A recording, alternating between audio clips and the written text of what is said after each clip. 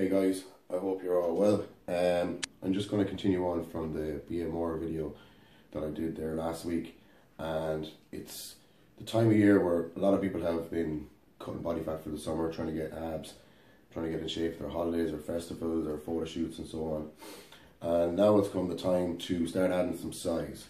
So I'm going to give you a few tips as to how to add size without gaining excess body fat in the process.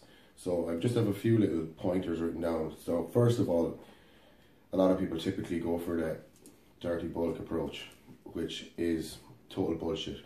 Sounds like fun and it's probably very enjoyable to do, but essentially you're not going to gain a quality mass by eating shit. You are what you eat. So if you want to gain quality, you got to be eating quality foods. So I'm talking chicken, turkey, steak, salmon, eggs for your protein sources. Rice, pasta, sweet potato, oats, white potato, and even some breads. If you guys are, if you have no problem with the gluten, then there's no reason why you shouldn't be eating breads. I even sometimes have a brown roll post workout. So there's a couple of food sources. Fats, then I would normally stick with oils, coconut oil, olive oil. Avocados are great. Obviously you get fat from your fatty meats, your salmon, your steak and your eggs. And nut butters are great, very easy to eat. So there's a very easy way of getting in your calories and trying to get into a surplus. Now the next thing is, how do you get your calories right? So first of all, I want you to watch the video I did on BMR and figure out what your maintenance level should be. So if you're trying to gain size, you have to go maybe between 10 and 15% in excess of that number.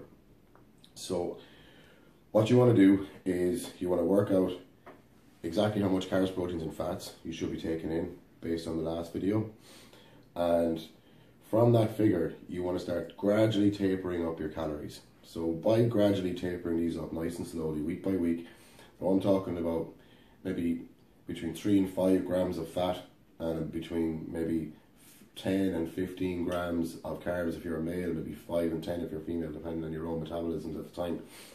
But by doing this, you're gradually going to build up your metabolic rate. So, and there's no limit. As long as you're able to keep putting in the calories without gaining excess body fat. So I do recommend you get some coach or go to a credible personal trainer, or even a credible gym where you can get your body fat checked every 4 to 6 weeks. And if it's a thing you start to gain, or you notice in the mirror that you're starting to gain some body fat, then I wouldn't cut the calories down. I'd level them off, maybe introduce some cardio 2 to 3 times a week.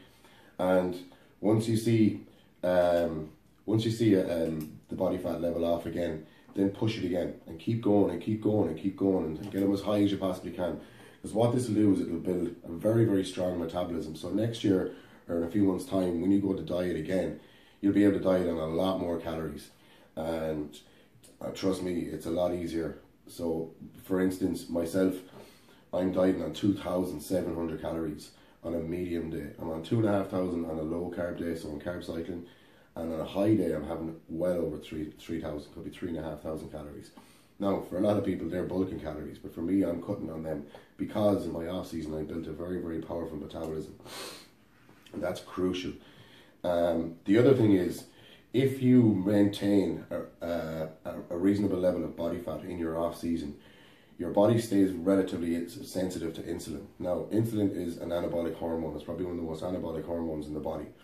And in simple terms, insulin is a transporter. Now, this transports amino acids and it transports carbs, but it also transports fats. So this is why it's important to keep your fats low post-training and your carbs and protein relatively high to aid this response, so that the insulin is pushing carbohydrates into the muscle cells and not pushing fat into fat cells. Now, the longer you can maintain insulin sensitive or remain insulin sensitive, the easier it's going to be for you to build muscle. So if you start gaining excess body fat or dirty bulking, as they say, you lose your abs, you start getting watery, your body's not going to be able to process your foods as efficiently as it would do if you were lean or leaner. So this is why it's very important to stay lean. Forget the dirty bulk approach.